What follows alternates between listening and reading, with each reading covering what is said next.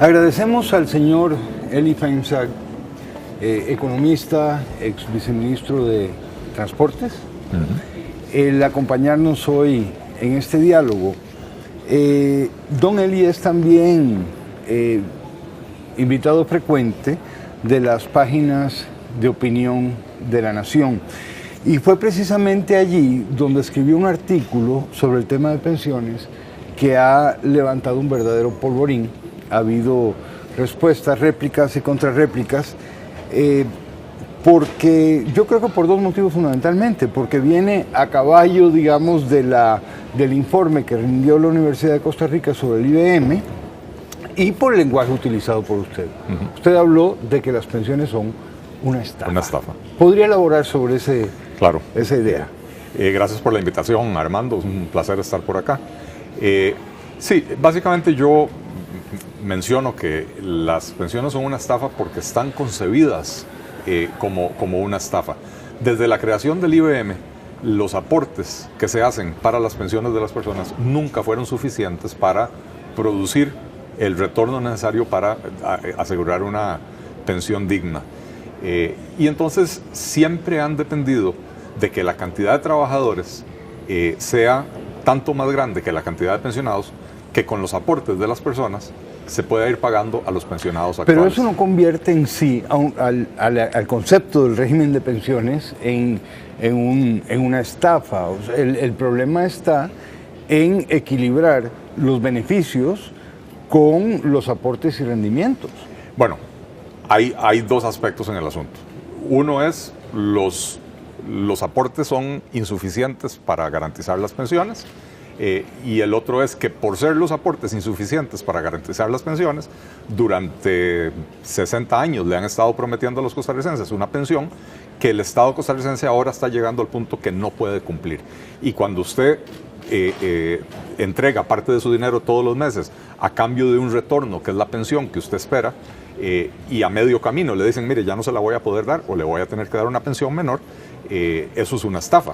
En mi caso personal, bueno, ¿qué le digo? En mi caso personal, yo por 3 meses, yo entro dentro de la categoría de trabajadores que ahora tienen que ajustarse a las nuevas reglas, de acuerdo a las recomendaciones del estudio actuarial.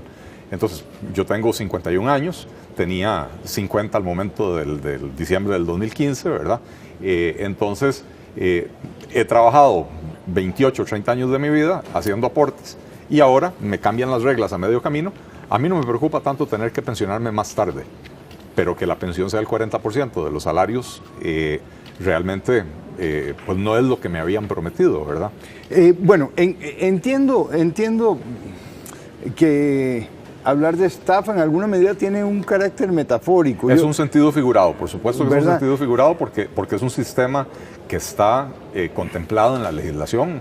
No es que alguien dijo, vamos a ver cómo le robamos a la gente, pero está concebido bajo el mismo concepto de un esquema Ponzi. Pero aún así, un esquema Ponzi.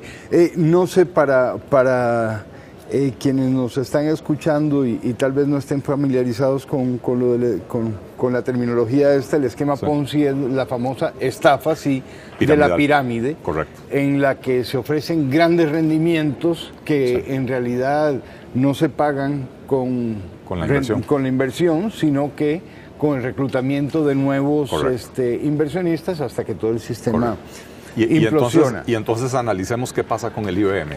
Pero es que estoy de acuerdo. En concreto, el IBM ha prometido lo que ahora no está pudiendo entregar. Estamos de acuerdo con eso. Porque hace 40 años o 45 años había 32 trabajadores activos por cada pensionado, 32 cotizantes por cada pensionado.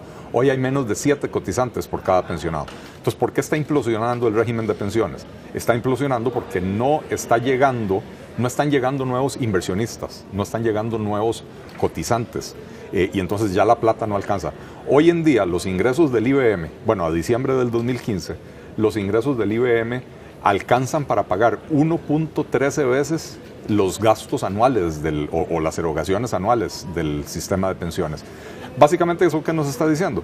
Que prácticamente la totalidad de lo que ingresa por aportes cada año se gasta en pagar las pensiones de los pensionados actuales. O sea que lo que usted y yo estamos cotizando no nos garantiza la pensión futura. Únicamente sirve para para pagarle a los actuales. Menos de un 10% de lo que usted y yo estamos cotizando hoy en día se está acumulando en la reserva para garantizar la pensión nuestra futura. Quizá lo que me impida coincidir de pleno con usted es que me da la impresión de que el lenguaje utilizado y el enjuiciamiento del sistema va más allá del resultado concreto en Costa Rica, que sí, no está pudiendo cumplir con lo que prometió. Pero conceptualmente es posible visualizar un régimen solidario de pensiones que cumpla lo que ofrece.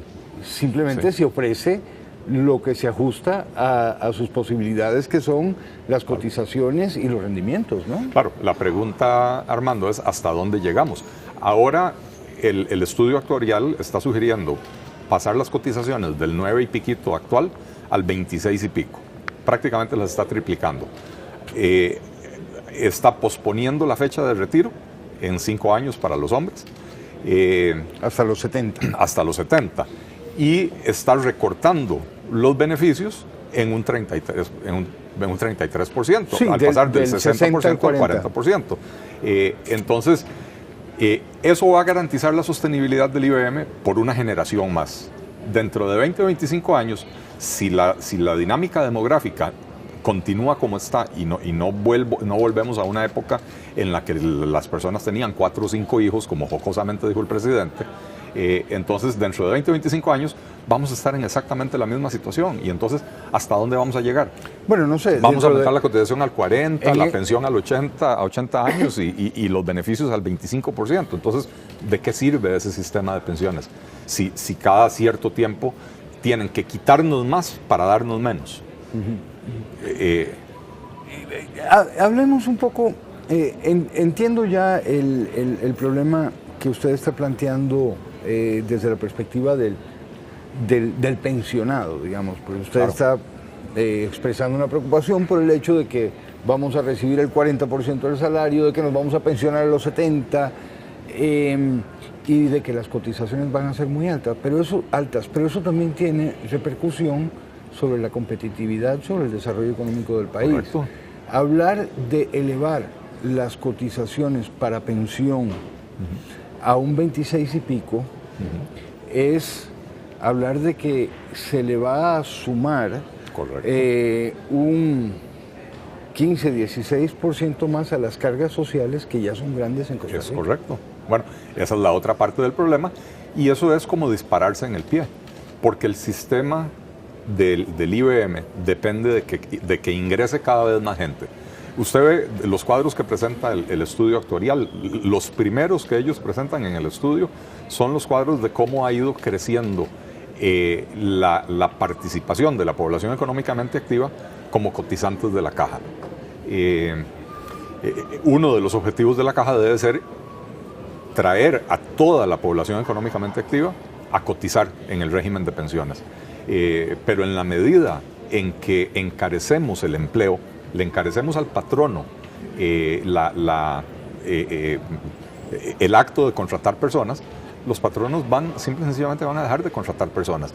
Y estamos hablando, don Armando, en el año 2017, cuando ya hoy en día muchísimas de las funciones que hacemos las personas pueden ser sustituidas o llegar a ser sustituidas por procesos de automatización, computadoras, robots, etc. Entonces, ¿qué estamos haciendo? Estamos creando un incentivo para aumentar el desempleo, para disminuir la participación de la población en la fuerza laboral, y todo eso va en contra del mismo IBM.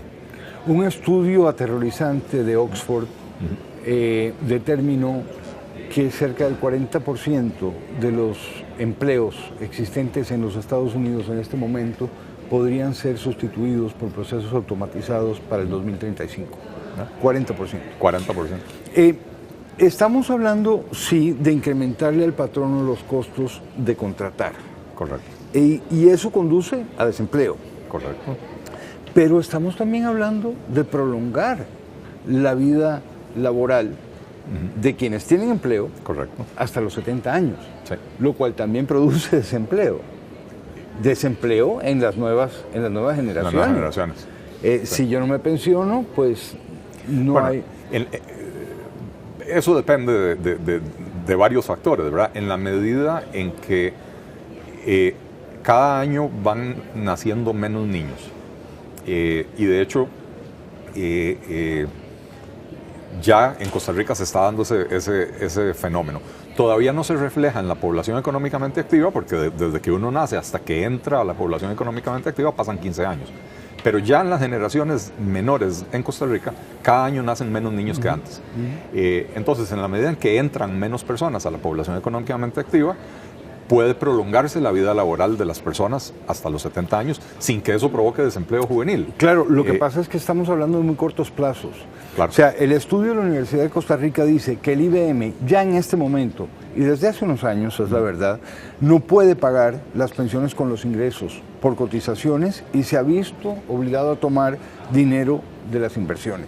Y eso es la realidad de hoy y la realidad del año pasado. De hecho, en el 2016, por aquí tengo el dato, los ingresos rondaban los 690.000 millones y los pensionados recibieron unos 860.600 millones. Y recurrieron a los intereses de las inversiones. Efectivamente, para llenar un hueco de 170.000 millones. Y eso no es solo en el año 2016. Eso lo viene denunciando Edgar Robles desde hace 4 o 5 años, por lo menos. Que ya eso o estaba sucediendo o estaba a punto de suceder. Realmente ya estaba sucediendo, sí. Y él sí lo venía denunciando desde entonces. Edgar Robles, el anterior superintendente de pensiones. Correcto. Entonces estamos hablando de plazos muy cortos. Por eso es que le digo, sí, eventualmente, ¿verdad? El reemplazo que harán en la fuerza laboral los niños que están naciendo hoy, pues compensarán la permanencia durante 5 años más de los trabajadores en sus puestos. Pero es que eso es eventualmente. Estamos hablando de que en el 2017 claro, ya la situación está planteada. Sí.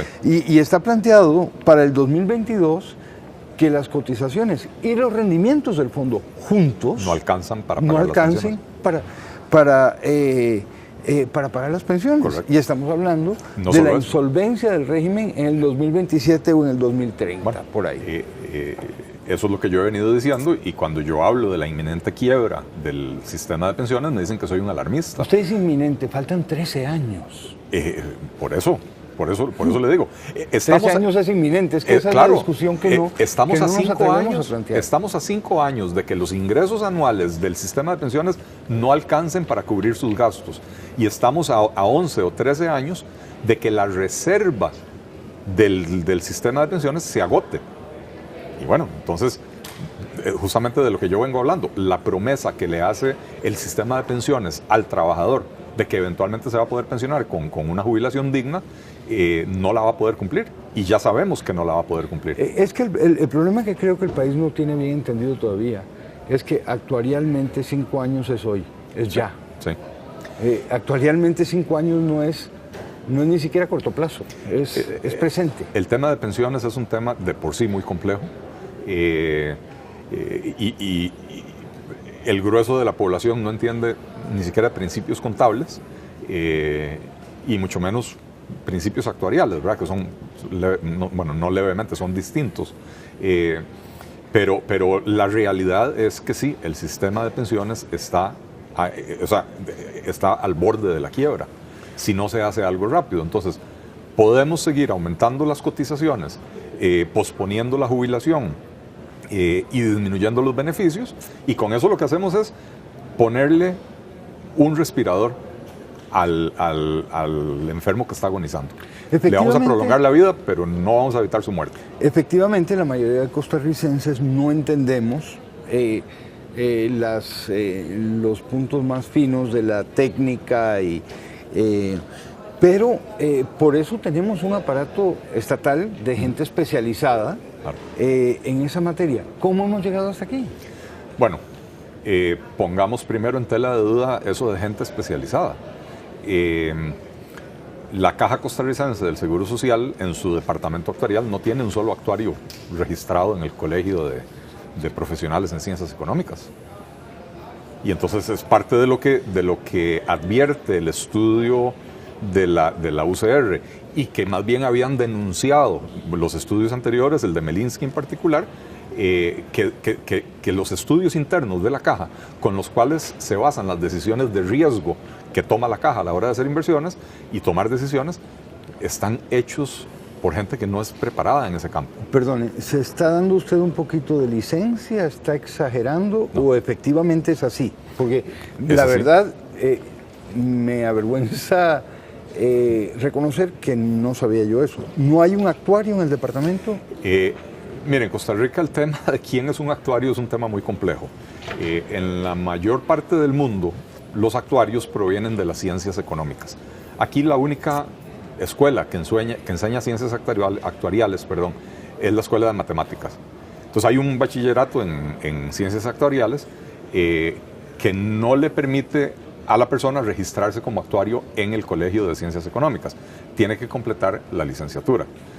Hasta donde yo tengo entendido, las personas que trabajan a lo interno de la caja en este departamento, ninguno está registrado con esa licenciatura.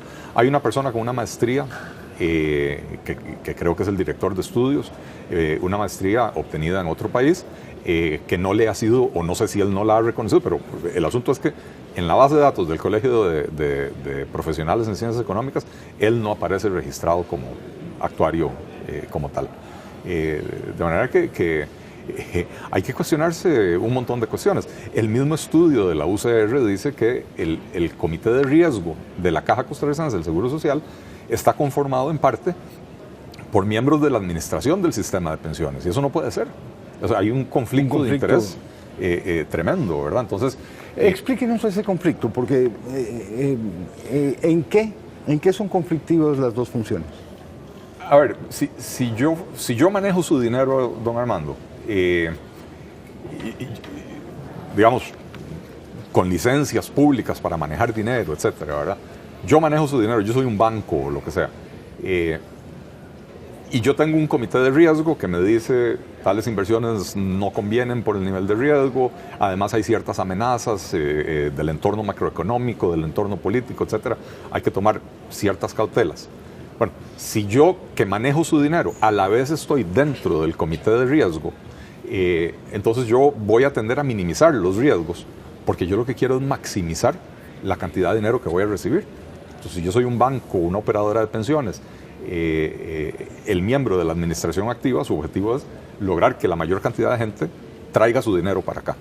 Si empezamos a adoptar políticas muy conservadoras que van a producir rendimientos muy bajos, nadie va a querer darme el dinero a mí. Entonces, yo como administrador tengo el incentivo a subestimar esos riesgos. Entonces, el comité de riesgo tiene que ser completamente independiente. Al final de cuentas, las decisiones se toman con base en lo que recomienda el comité de riesgo, las toma la administración, pero las recomendaciones del comité de riesgo tienen que ser independientes. Coinciden mucho lo que usted está señalando con lo que ha señalado la Universidad de Costa Rica en cuanto a que puso en duda abiertamente, claro, la calidad profesional de los estudios de la Caja. Correcto. Y señaló sin duda también la existencia de conflictos de interés, que en suma las personas que hacen los números para justificar determinadas medidas en el IBM, como las pensiones adelantadas, por ejemplo, después hacen los números para justificar... Echarlo para atrás. No, justificar que los efectos de aquella medida no fueron tan graves. Claro. Y después viene la UCR y les dice eso hay que echarlo para atrás. Sí. O viene Melinsky.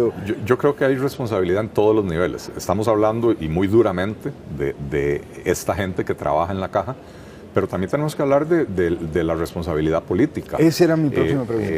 A ver, hablábamos hace un rato del anterior superintendente de pensiones, Edgar Robles, quien viene denunciando esto desde hace por lo menos 10 años. Si usted me pregunta mi opinión, Edgar Robles perdió su trabajo por insistir tanto en la inminencia de la quiebra de las pensiones. No se le renovó su nombramiento por eso. Él lo viene advirtiendo hace 10 años, entonces por lo menos 3 gobiernos han pasado que no han tomado ninguna decisión de fondo. La decisión que se tomó hace unos años de aumentar las cotizaciones paulatinamente hasta el 10,5% en el año 2030, hoy en día están en el 9,16 creo que es abiertamente insuficiente para garantizar la sostenibilidad del fondo. Entonces, hay una responsabilidad política importante. Y por otra parte, también hay una responsabilidad de la propia Junta Directiva de la Caja, que a mí me sorprende tremendamente, porque la Junta Directiva de la Caja tiene representantes del gobierno, representantes de los trabajadores y representantes de los empresarios. Entonces yo entiendo que los representantes del gobierno le hagan la mazaguada, pero ¿y los representantes de las empresas y de los trabajadores? ¿Los intereses de quién están protegiendo? Si yo como empresario, digamos, yo quiero evitar la quiebra del sistema y también quiero evitar que los costos se me disparen. Es que ese y es el yo problema. como trabajador quiero asegurarme de que voy a recibir mi pensión. Y ellos están advertidos desde hace 10 años de que esta situación es insostenible y no han hecho absolutamente nada.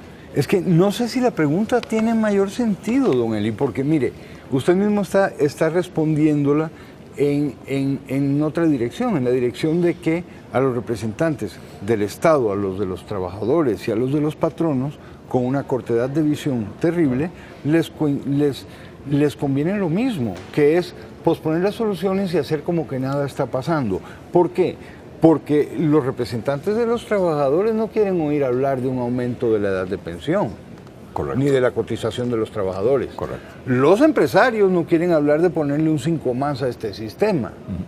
Entonces, mientras no se hable, todo sigue igual. Correcto. Y el Estado contento con eso porque habrá otra administración. Es correcto. Y esto me conduce a una cosa. ¿Qué opinión le merece? El presidente de la República salió a decir que no hay crisis y que tenemos que tener una discusión reposada. ¿Verdad? La Caja dice que esa discusión reposada durará más o menos hasta septiembre, octubre. No más, noviembre, diciembre. Noviembre, diciembre. Porque Bueno, dice que a partir de marzo, 8 meses. Cierto. Entramos entonces en las fiestas de fin de año. Y la campaña viene electoral. Enero, la campaña electoral y a los 4 meses entregan el poder. Bueno, me parece que este gobierno está jugando exactamente el mismo juego de los anteriores, que es el juego de patear la bola. Si este gobierno logra aplicar un parche tipo platina a las pensiones, se va a dar por satisfecho. Algo que sostenga el régimen por un par de años más para que le reviente al próximo gobierno. Eso es lo que han venido haciendo todos los gobiernos. Aumentemos la cotización un poquito para acá. Hace unos meses, creo que fue en agosto, la Junta Directiva de la Caja aprobó aumentar el aporte estatal, que estaba en el 0,58%, al 1,24%, más que lo duplicaron. Con eso le dan un respirito al sistema. Ahora, preguntémonos, don Armando, usted es abogado. ¿Cómo puede ser que la Junta Directiva No hable de la usted Caja... mal de mí. Yo soy periodista. No me ha hecho nada mal. Pero yo sé que usted se formó como abogado. Es periodista, pero se formó como abogado. ¿Cómo puede ser que una junta directiva compuesta creo que por 9 personas, o no importa, pueden ser 15, el número no es importante, representantes del sector privado, representantes de los trabajadores y representantes del Estado, toman una decisión que afecta el presupuesto nacional? Ahora, en el caso del aumento del aporte estatal, pero en el caso del aumento de los aportes de los trabajadores, eso es un impuesto disfrazado, pero es un impuesto que no tiene que pasar por la Asamblea Legislativa. En la mayoría de los países, los sistemas de seguridad social son financiados con impuestos, transparentemente con impuestos. Aquí les llamamos cotizaciones, aportes a la seguridad social, toda clase de eufemismos que suenan muy lindos, pero no deja de ser un impuesto. Y la pregunta es, ¿cómo puede ser que un impuesto lo decide unilateralmente una junta directiva de una institución que de por sí está administrando mal el sistema de pensiones? Pero hay un agravante ahí, porque resulta que el aumento del aporte estatal al IBM, que es el régimen que tiene 238.600 jubilados y 1.4 millones de cotizantes, el aumento del aporte estatal a ese importantísimo régimen, el más importante del país, sí, repercute en un aumento, claro, en regímenes de privilegio como el de la Corte Suprema de Justicia, y en el régimen del magisterio. ¿Del magisterio? Entonces estamos hablando de un aumento significativo en el gasto público. Muy significativo en el gasto público. El Ministerio de Hacienda me parece que lo estimó en alrededor de 60.000 millones de colones por año, ¿verdad? Eso es un aumento muy significativo. Y este es un tema al que me refiero yo también en el artículo. Al final de cuentas, el aporte estatal a un fondo de pensiones, ¿quién lo paga? Y lo pagamos los contribuyentes. Lo pagan los empresarios que hacen el aporte patronal y lo pagan los trabajadores que hacen el aporte obrero. Entonces, al final de cuentas, no es un aporte estatal. El Estado no genera dinero. El Estado requisa el dinero por la vía de los impuestos. O se endeuda, pero esa deuda la tendrán que pagar las futuras generaciones por vía de impuestos. Entonces, ese aporte estatal en realidad es una carga más sobre los hombros de los empresarios y de los trabajadores. Usted apunta a una posible solución y quisiera darle la oportunidad de referirse a ella. Sí, bueno, básicamente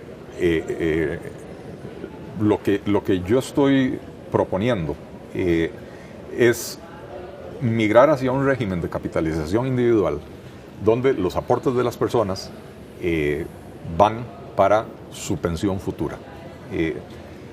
Este régimen tiene la ventaja de que, nuevamente, lo que yo aporto es para mi pensión. No debería de pasar lo que está pasando ahora, que lo que yo aporto al régimen de la caja no es para mi pensión, es para la pensión de los que ahora están pensionados. Se le da la responsabilidad sobre sus decisiones financieras y sobre su vida a las personas, que es donde debería de residir. Buena parte del problema que tenemos en este país es que el Estado nos trata a todos como personas con limitaciones mentales, que no podemos tomar decisiones por nosotros mismos. Entonces nos obligan a participar en un régimen de pensiones.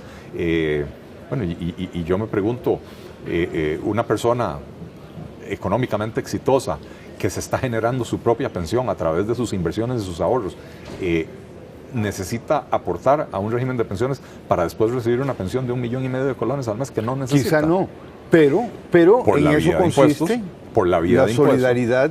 Pero la solidaridad, la solidaridad, para empezar, filosóficamente hablando, es una cuestión voluntaria. En el momento en que usted la obliga, ya no es solidaridad, es imposición. Pero bueno, ese concepto de solidaridad Pero es una impuesta, imposición para nivelar el terreno. Estamos de acuerdo. Ese concepto de solidaridad impuesta, la forma de llevarla a cabo es transparentemente a través de impuestos.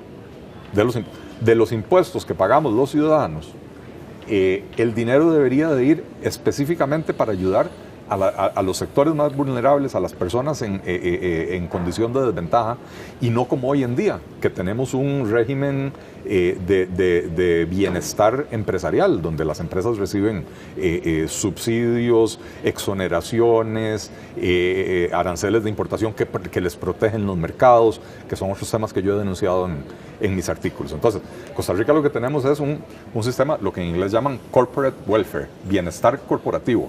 Y los impuestos están ayudando a financiar billeteras bien gruesas. No, los impuestos tienen que ir a ayudar a estas personas y no crear un sistema alambicado, difícil de administrar, que los funcionarios públicos no tienen el incentivo para manejarlo bien, con una serie de contribuciones que son impuestos escondidos y que al final de cuentas es insostenible en el largo plazo. Entonces, yo no estoy relevando a la persona exitosa de su responsabilidad social de contribuir para la pensión digna, digamos, de las personas menos afortunadas. No, hagámoslo transparentemente. De los impuestos se va a pagar eso, ¿verdad? Entonces eso es básicamente. La gente, cuando yo propongo eso, me critican y me dicen que en Chile fue un fracaso. Chile no fue un fracaso. En Chile, la única razón por la que en Chile el sistema de pensiones no funciona bien es porque el aporte es muy bajo. Yo conversaba con un actuario de verdad que me decía que con un aporte del 10%, que es más o menos lo que tenemos en Costa Rica, y es lo que tienen en Chile, el 10%, con un aporte del 10%, con una edad de retiro de 65 años, la única forma de hacer el sistema sostenible es haciendo que la pensión sea el 35% del salario promedio de todas las cotizaciones de toda la vida, ¿verdad? Entonces, Eso es lo que tienen en Chile, un 10%. Entonces las pensiones son bajas porque las cotizaciones son bajas. Es el mismo problema tenemos en Costa Rica. Las pensiones no alcanzan para nada porque las cotizaciones son bajas. Pero ese es un problema aparte. Ese es un problema que las personas tienen que decidir por sí mismas. Bueno, yo voy a aportar un 20 y me garantizo la pensión. O no, yo voy a aportar un 10 a mi fondo de pensiones porque yo tengo una empresa que me permite generar utilidades con las cuales yo me hago mi propia pensión, ¿verdad? Para decirlo de alguna manera. Pero por ahí anda la propuesta. Ahora es un régimen de capitalización donde sus aportes van a una cuenta individual. Ahora, no es una cuenta individual que usted administra, la administra un operador de pensiones. Y entonces ese operador de pensiones tiene 500,000 afiliados, reúne todos esos dineros y los puede invertir, porque es otra de las críticas que me han hecho, es que tener los recursos en un solo fondo como el de la Caja permite hacer una mejor negociación a la hora de hacer las inversiones con esos fondos. Bueno, la forma de hacer la mejor negociación es teniendo un régimen de competencia donde yo puedo escoger cuál es mi operador de pensiones, el que me da mejores resultados, mejores rendimientos, con un nivel de seguridad razonable, es el que yo debería escoger. Y nuevamente, un operador de pensiones que tenga 400, 500,000 afiliados, tiene un gran poder de negociación con las eventuales entidades donde va a invertir. Así que por ahí anda la propuesta. Don Eliezer, le agradezco muchísimo la entrevista y le agradezco mucho también el atizar esta polémica, porque creo que es un problema fundamental de nuestro país y que la discusión abierta, el contraste de puntos de vista y opiniones es fundamental para resolverlo. Le agradezco muchísimo. Muchas gracias y de verdad que sí es importante el debate y al final de cuentas es el objetivo. Yo sé que vivo en un país donde la mayoría de la gente piensa distinto de como pienso yo, pero creo que la razón por la que mi artículo atizó este debate, o como me dijo el otro día, alborotó el panal, me dijo un amigo, alborotó el panal porque le pegué una pedrada, es porque me atreví a decir las cosas que los políticos nunca dicen. Aquí siempre andamos buscando nuevamente soluciones parche, tipo platina. Póngame una platinita al puente y cuando se desprenda ya va a ser en el próximo gobierno y él lo va a tener que... yo estoy proponiendo de entrada una solución de fondo. Por supuesto se tiene que dar un debate a nivel nacional para encontrar qué es lo más aceptable para todo el país, pero eso no se hace con discusiones a medias tintas, hay que hacerlo hablando de frente. Muchas gracias. A usted.